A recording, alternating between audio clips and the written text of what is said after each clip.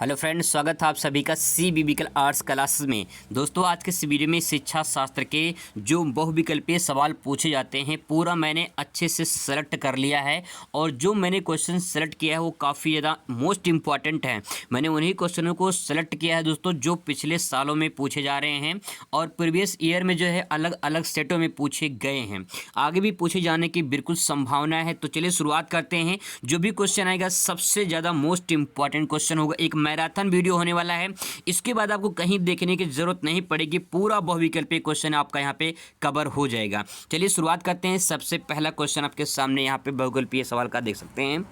पहला सवाल है कि वैदिक काल में शिक्षा का प्रमुख केंद्र कौन सा था। तो वैदिक काल में देखा जाए शिक्षा का केंद्र कौन सा था, जिसमें राइट आंसर हो जाएगा काशी। ठीक है, काशी यानी वाराणसी, जिसे प्रेजेंट टाइम में वाराणसी के नाम से जाना जाता है। सबसे प्राचीन शहरों में जो है काशी माना जाता है, तो काशी जो है शिक्षा का केंद्र माना जाता है।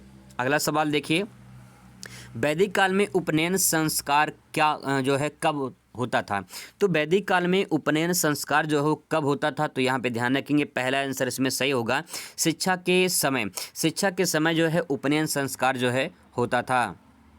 अगला प्रश्न दोस्तों आपके सामने है, वैदिक काल में गुरुकुल में पढ़ने वालों को क्या कहा जाता था। तो वैदिक काल में जो गुरुकुल में पढ़ते थे उन्हें अंतेवासी कहा जाता था। ठीक है, इसका आंसर हो जाएगा खा, अंतेवासी। ठीक है, क्वेश्चन नंबर नेक्स्ट देखिए। अगले चैप्टर से सेलेक्ट करते हैं। यहाँ पे प्रव्रज्या संस्कार का संबंध किससे है। तो प्रव्रज्या संस्कार का संबंध बौद्ध शिक्षा से है। बस फटाफट आपको रिवीजन करना है। बस यही ध्यान में रखना है कि जो है ये आपको बहुत सारे क्वेश्चन तैयार करने हैं, तो समय बहुत कम है, तैयारी बहुत ज़्यादा करनी है, तो फटाफट एक बार रिवीजन करना है। सवाल है कि बौद्ध मठों और विहारों में शिक्षा का माध्यम कौन सी भाषा थी। तो जो बौद्ध मठों में या बौद्ध विहारों में जो है शिक्षा का माध्यम क्या था, तो जवाब इसका होगा पाली भाषा में। ठीक है, अगला सवाल है, बौद्धकालीन शिक्षा का मुख्य केंद्र क्या था। तो नालंदा विश्वविद्यालय, तक्षशिला विश्वविद्यालय, ये बौद्धकालीन की जो है शिक्षा का केंद्र माने जाते थे। अगला प्रश्न यहाँ पे है, विक्रमशिला विश्वविद्यालय की स्थापना हुई थी। तो विक्रमशिला विश्वविद्यालय की स्थापना जो है बौद्ध काल में हुई थी।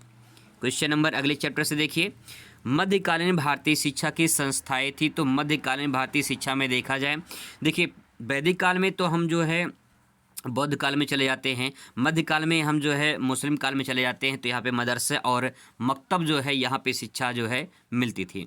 अगला प्रश्न यहाँ पे आता है, मकतबों में किस स्तर की शिक्षा प्रदान की जाती थी। तो प्राथमिक स्तर की शिक्षा प्रदान की जाती थी। क्वेश्चन नंबर अगला देखिए, बिस्मिल्लाह संस्कार का संबंध किससे है। तो बिस्मिल्लाह संस्कार का संबंध मुस्लिम काल से है। क्वेश्चन नंबर नेक्स्ट है, निम्न में से मध्यकाल में कौन सी शिक्षा का केंद्र नहीं था। तो मध्यकाल में शिक्षा का केंद्र जो है तक्षशिला नहीं था, क्योंकि तक्षशिला जो है ये वैदिक काल में था, यानी बौद्ध काल में देखा जाए। क्वेश्चन नंबर अगला देखिए, मुगल कालीन शिक्षा के समय महिला इतिहासकार कौन थी। तो गुलबदन बेगम मुगल कालीन शिक्षा के महिला इतिहासकार थी। क्वेश्चन नंबर अगला देखिए, अगले चैप्टर से, भारत में अंग्रेजी शिक्षा का प्रारंभ जो है लॉर्ड मैकाले के द्वारा किया गया था। तो ये क्वेश्चन इंपॉर्टेंट है, इसको हाईलाइट के लीजिए। इंपॉर्टेंट क्वेश्चन है कि भारत में अंग्रेजी शिक्षा का आरंभ जो है लॉर्ड मैकाले के शासनकाल में हुआ था। अगला है, भारतीय स्कूलों के लिए सहायता अनुदान प्रणाली कब प्रारंभ की गई थी। तो 1854 से ही जो है इसकी प्रक्रिया शुरू हो चुकी थी, सहायता अनुदान प्रणाली की।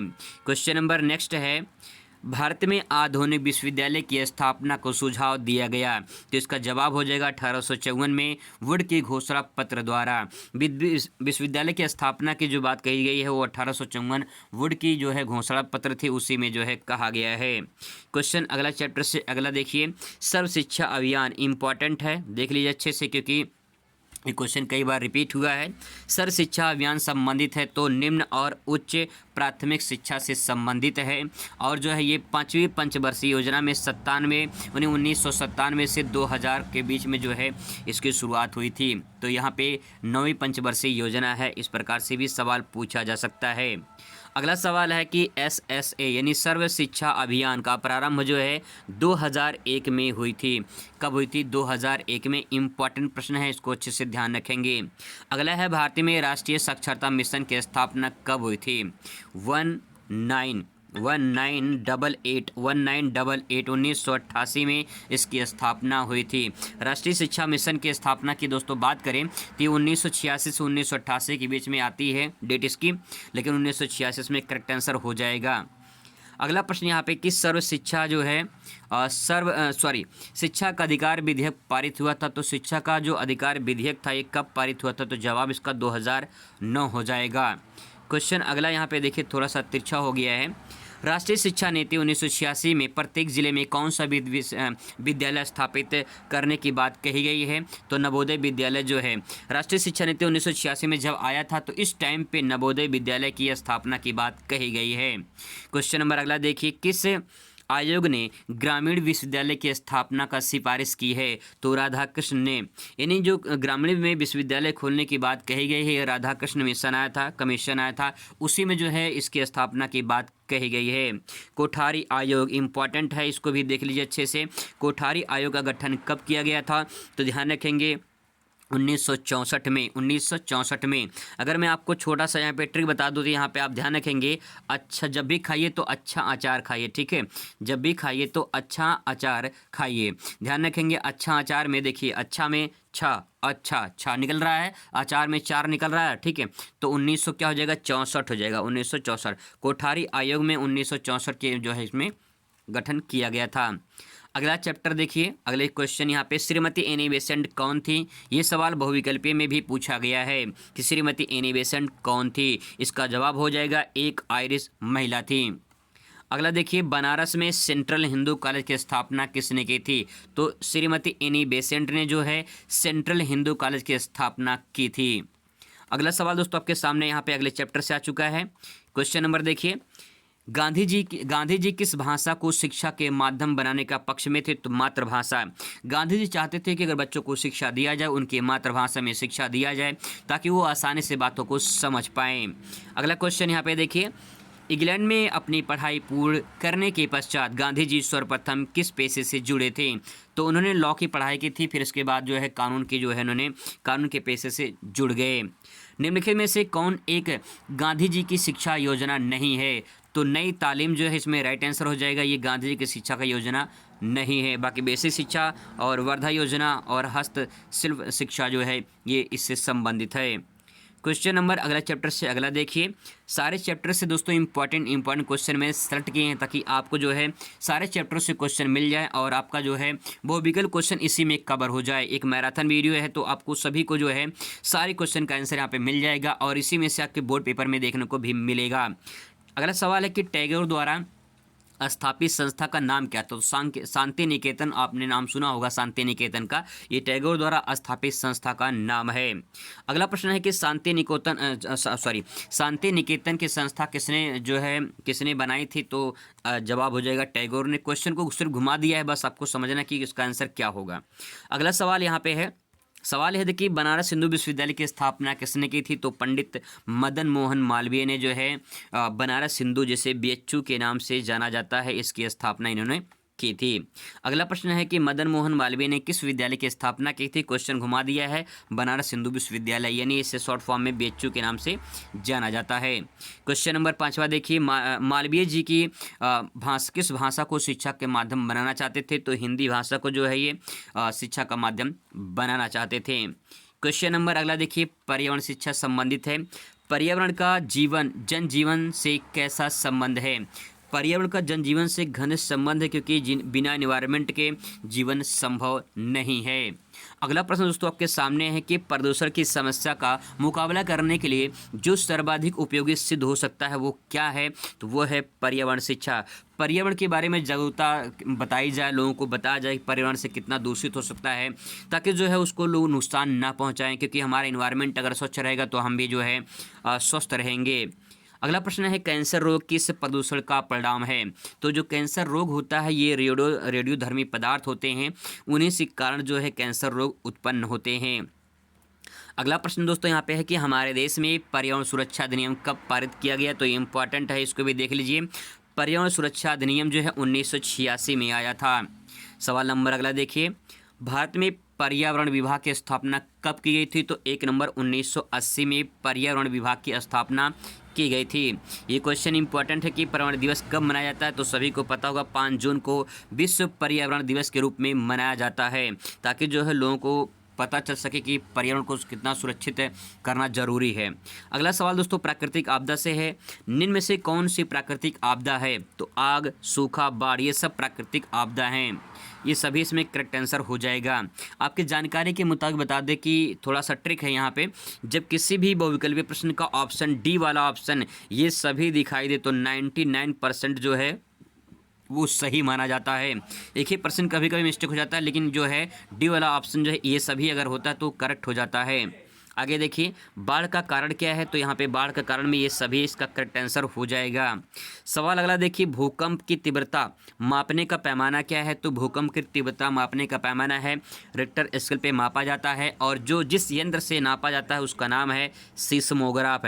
कभी कभी बच्चों को कन्फ्यूजन हो जाता है कि इसमें जो है इसका आंसर जो है सिस्मोग्राफ लगा देते हैं, तो ध्यान रखेंगे जिस पैमाने पर नापा जाता है वो जो है वो रिक्टर स्केल है, और जिस यंत्र से नापा जाता है वो सिस्मोग्राफ होता है। ठीक है, आगे देखिए क्वेश्चन नंबर अगला सवाल है यहाँ पे सामाजिक शिक्षा का मुख्य उद्देश्य क्या है, तो सामाजिक शिक्षा का उद्देश्य यही होता है कि जीवन उपयोगी ज्ञान देना, ताकि अपने जीवन में लोग सुधार कर सके और अपने जीवन को अच्छे से जी सके।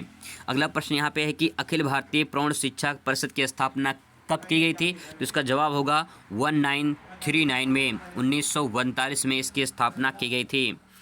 अगला प्रश्न है राष्ट्रीय प्रौढ़ शिक्षा संस्थान की स्थापना कब की, तो 1991 में। ठीक है, 1991 में इसका राइट आंसर हो जाएगा। क्वेश्चन नंबर अगला है कि स्त्री शिक्षा यानी इसे बालिका शिक्षा के नाम से जाना जाता है, इसकी समस्या क्या है। इस चैप्टर से सवाल यहाँ पे देखिए क्या पूछ सकता है। महिला समस्या योजना का प्रमुख हुआ था, तो सॉरी फॉर देट यहाँ पे महिला समाख्या है दोस्तों, ये है महिला समाख्या। महिला समाख्या योजना जो है ये 1989 में जो है महिला समाख्या योजना आई थी। बाकी एक्सप्लेन मैं आपको जो अति लघु, लघु उत्तरीय और जो लॉन्ग क्वेश्चन है उसमें मैं अच्छे से आपको एक्सप्लेन करके समझाऊंगा, बस यहाँ पे फटाफट आप रिवीजन कर लीजिए। महिला समाख्या का उद्देश्य क्या है, तो महिला समाख्या का उद्देश्य है शिक्षा के माध्यम से नारियों की शक्तिशाली बनाना, ये इसका प्रमुख उद्देश्य है। क्वेश्चन नंबर दोस्तों अगला देखिए यहाँ पे हमारे देश में किस शिक्षा को अनिवार्य बनाने का संकल्प लिया गया, तो प्राथमिक शिक्षा को जो है अनिवार्य बनाने का संकल्प लिया गया। अगला है कि यहाँ पे सवाल ये रिपीट हुआ है कि सर्व शिक्षा अभियान की शुरुआत 2001 में हुई थी। अगला प्रश्न यहाँ पे है कि अपव्यय एवं अवरोधन शिक्षा किस स्तर की प्रमुख समस्या है, तो प्राथमिक शिक्षा की जो है अपव्यय या अवरोधन शिक्षा के नाम से जाना जाता है, इसकी प्रमुख जो है समस्या है। अगला प्रश्न है कि ऑपरेशन ब्लैक बोर्ड कब प्रारंभ हुआ। ऑपरेशन ब्लैक बोर्ड जब 1986-87 में जब राष्ट्रीय शिक्षा नीति आई थी 86 में, तो उसी टाइम पे ये शुरू हुआ था। अगला देखिए भारत में जनगणना कितने वर्षों के बाद की जाती है, तो सभी को पता होगा 10 वर्षों बाद जनगणना की जाती है। प्रश्न अगला है कौन सा प्रांत भारत की जनगणना 2001 के अनुसार सबसे अधिक जनसंख्या वाला राज्य है, तो राज्य में सभी जानते होंगे उत्तर प्रदेश का करेक्ट आंसर हो जाएगा। अगला है कि जनसंख्या शिक्षा का मुख्य रूप से किसका संबंध है, सवाल पूछ रहा है कि जनसंख्या शिक्षा का मुख्य रूप से किससे संबंधित है, तो जनसंख्या की स्थिति से संबंधित है।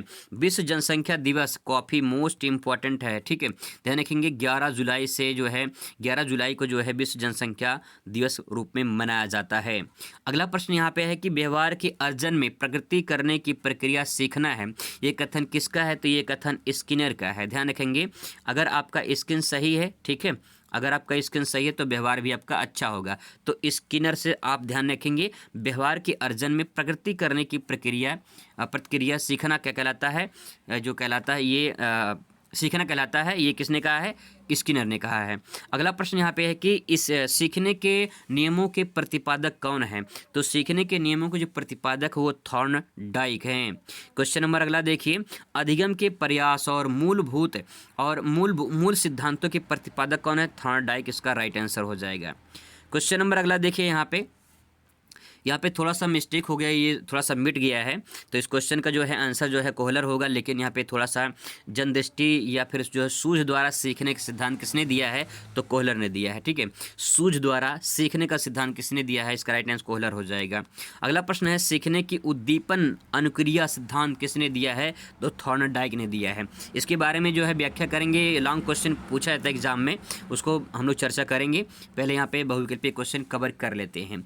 स्कूल जाने से पहले बच्चे कहाँ से प्रेरणा प्राप्त करते हैं, तो सभी का आंसर होगा इसमें से जो है सभी जो है परिवार से। स्कूल जाने से पहले बच्चे कहाँ से प्रेरणा प्राप्त करते हैं, तो सबसे पहले परिवार से, फिर समाज से, फिर इसके बाद जो है अपने जो क्षेत्र होता है उससे जो है अपना ज्ञान प्राप्त करते हैं। क्वेश्चन नंबर अगला देखिए, व्यक्ति की जन्मजात प्रेरणा क्या है। व्यक्ति की जो जन्मजात प्रेरणा है वो है भूख। भूख लगने पर वो क्या करता है बच्चा, मतलब कि जन्मजात एक प्रेरणा मिली है उसको भूख लगती है। ठीक है, व्यक्ति का यही पहचान है कि भूख लगती है। अगला सवाल यहाँ पे, भूख कैसा प्रेरक है। भूख कैसा प्रेरक है, तो ये जन्मजात है। ठीक है, जैसे बच्चा पैदा होता है तो उसको भूख लगती है तो रोता है, तो इस व्यक्ति का जन्मजात प्रेरणा क्या है, भूख लगना। ठीक है, आगे देखिए, प्यास किस प्रकार का है, ये भी जन्मजात हो जाएगा, प्यास भी लगना। ठीक है, आगे नेक्स्ट देखिए, अगला क्वेश्चन यहाँ पे दिया गया है, रुचि वह अभिप्रेरणा शक्ति है जो हमें किसी व्यक्ति, वस्तु या क्रिया की ओर ध्यान देने के लिए प्रेरित करती है। ये कथन किसका है, तो क्रो एंड क्रो का।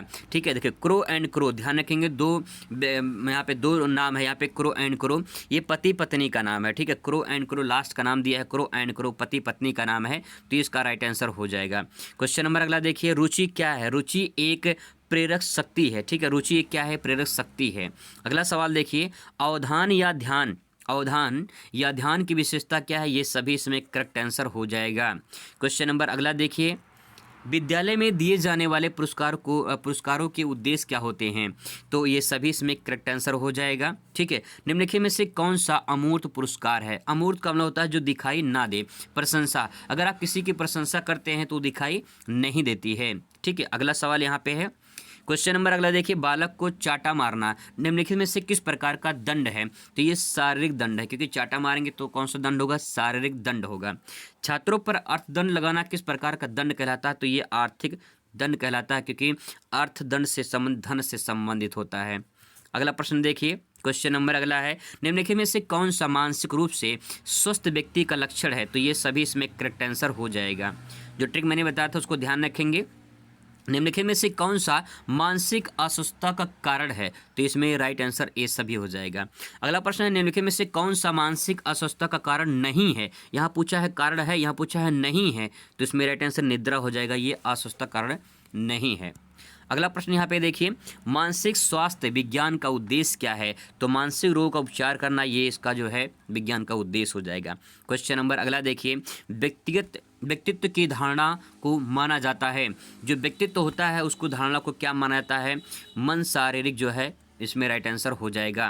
क्वेश्चन नंबर अगला देखते हैं, व्यक्तित्व व्यक्ति के व्यवहार का एक समग्र विशेषता है, निम्न से कथन किसने कहा है, तो वुडवर्थ ने कहा है। ये कथन जो है, एक कथन जरूर पूछा जाता है, इसमें ध्यान रखेंगे इसको।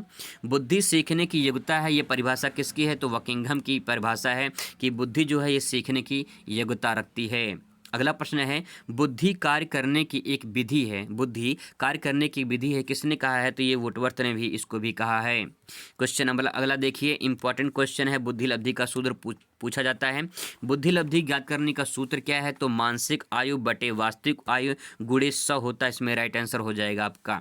क्वेश्चन नंबर अगला देखिए, प्रथम बिन साइमन बुद्धि परीक्षण की शुरुआत कब की थी, तो 1905 में जो है बिने साइमन बुद्धि परीक्षण की गई थी।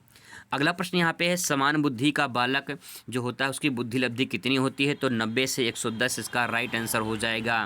क्वेश्चन नंबर अगला देखिए कि बुद्धि परीक्षण से हम माप कर सकते हैं, तो क्या तर्क शक्ति को जो है माप सकते हैं। लास्ट क्वेश्चन, लास्ट चैप्टर का यहाँ पे लास्ट क्वेश्चन आपके सामने आ चुके हैं। निर्देशन का मुख्य उद्देश्य क्या होता है, निर्देशन का मुख्य उद्देश्य होता है कि छात्रों का सर्वांगीण विकास होना। अगर किसी को बच्चे को गाइड कर रहे हैं तो उसका गाइड करने का या फिर जो है उसको जो है शिक्षा देने का उद्देश्य होता है कुछ सर्वांगीण उसका विकास होना चाहिए। अगला है कि बालकों की विद्यालय में सामान्य समस्याओं के समाधान के लिए दिए जाने वाला निर्देश क्या कहलाता है, तो शैक्षिक निर्देश, क्योंकि बालकों के विद्यालय में जो निर्देश दिया जाता है शिक्षा संबंधित वो शैक्षिक निर्देश होता है। क्वेश्चन नंबर दोस्तों आपके सामने लास्ट है, व्यावसायिक निर्देशन का मुख्य उद्देश्य क्या है? तो व्यावसायिक समस्या का समाधान करना ये इसका उद्देश्य है। तो दोस्तों यहाँ पे जो क्वेश्चन मैंने बताए हैं सभी इंपॉर्टेंट है, सभी चैप्टरों से लिया गया है, एक भी क्वेश्चन छोड़ा नहीं गया जो इंपॉर्टेंट है। अगर इसका PDF आपको चाहिए तो टेलीग्राम पे मैं भेज दूंगा, टेलीग्राम पे वहाँ ज्वाइन करके आप इसे प्राप्त कर सकते हैं। मिलते हैं नेक्स्ट वीडियो में नए टॉपिक के साथ। Thanks for watching.